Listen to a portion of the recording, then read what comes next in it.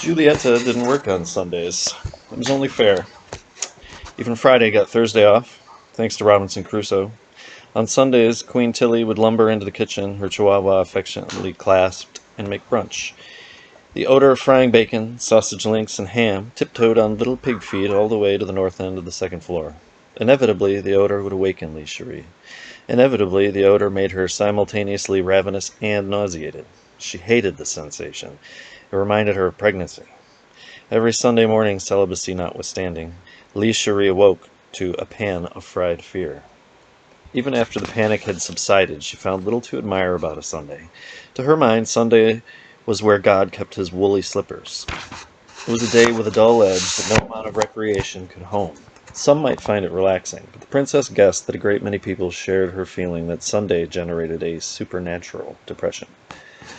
Sunday, a wan, stiff shadow of robust Saturday. Sunday, the day divorced fathers with, quote, visitation rights take their children to the zoo.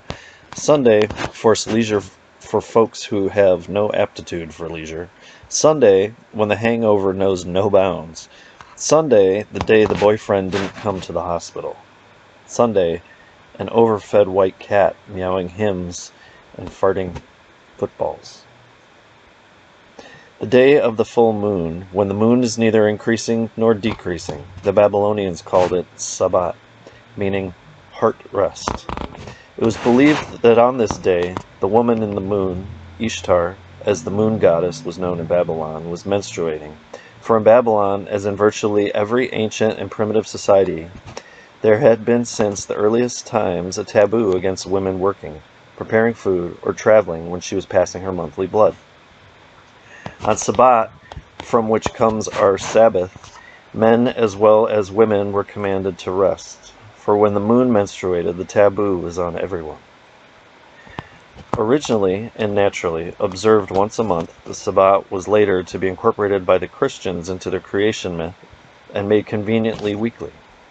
So nowadays, hard-minded men with hard muscles and hard hats are relieved from their jobs on Sundays because of an archetypal psychological response to menstruation. Fascinating, if true. How Lee Cherie might have chuckled had she known that.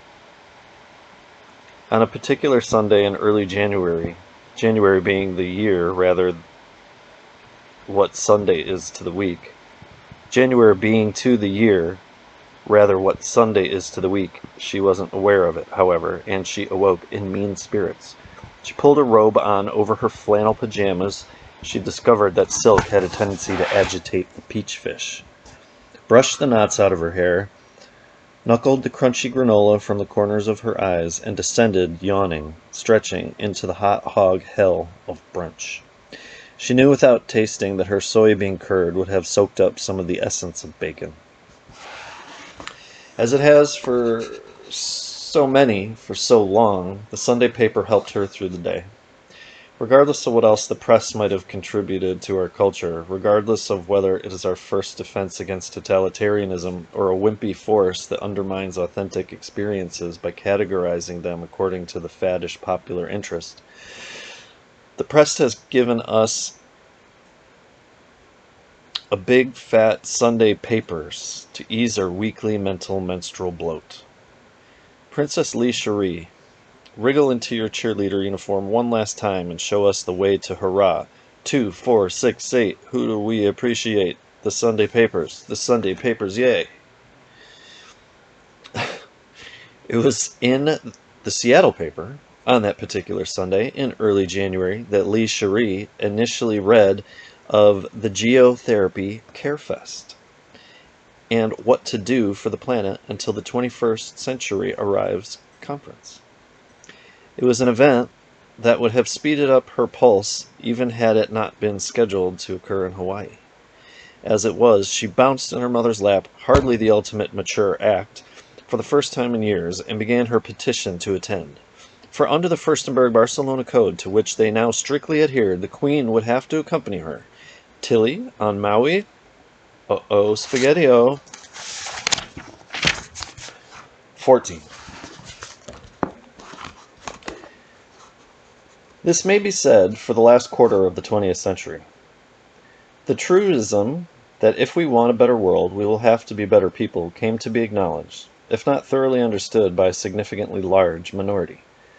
Despite the boredom and anxiety of the period, or because of it, despite the uneasy seas that separated the sexes, or because of them, thousands, tens of thousands seem willing to lend their bodies, their money, and their skills to various planetary rescue missions.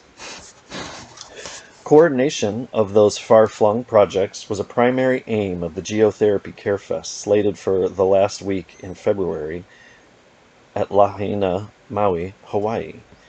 Leading experts in the fields of alternative energy sources, organic farming, wilderness preservation, alternative education, holistic medicine, nutrition, consumer protection, recycling, and space colonization were to lecture and lead panel discussions and workshops.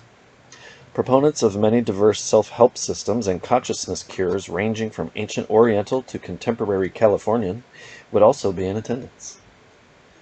Moreover, certain futurists, artists, visionary thinkers, shamans, and poetic seers had been invited to participate, although several of the poets and one of the novelists were suspected by the organizers to register on the lunatic scale. Don't think the news of that conference didn't melt the ice off the dog dish at 30 paces. If her lifespan were a salad, Lee Cherie would have dived into the dressing to present that conference with a perfect crouton. Not the least of her excitement was the information that Ralph Nader would deliver a key speech there, and that one whole evening would be devoted to the subject of alternative methods of birth control. Even in the Siberia of Celicy, Lee Cherie was concerned with contraception. The problems associated with it had been more frustrating to her than the aggressive, competitive, assertive, egocentric, and crude behavior of the men with whom those problems should have been shared. And although she was presently free of the problem, she was too intelligent to mistake flight for victory. The king and queen hadn't seen their daughter so animated in months. True, this animation was a relative thing. Lee Cherie moved about like a zombie, yet a few days earlier she had more closely resembled a corpse. That was progress. Now there were moments when, speculating about the Carefest, she actually appeared on the verge of smiling. What would any compassionate parents do? Give in, of course. Allow her conference. As the date approached, Queen Tilly decided that Maui was simply too barbarous.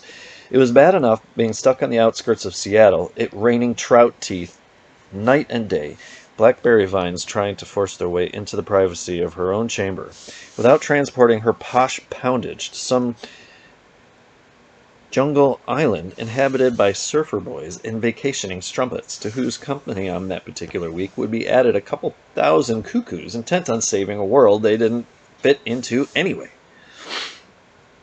The Seattle Opera Company was opening Norma with E.B. Stignani that same week, and although Stignani was well past her prime, she provided true legato, a rare commodity in those jagged times.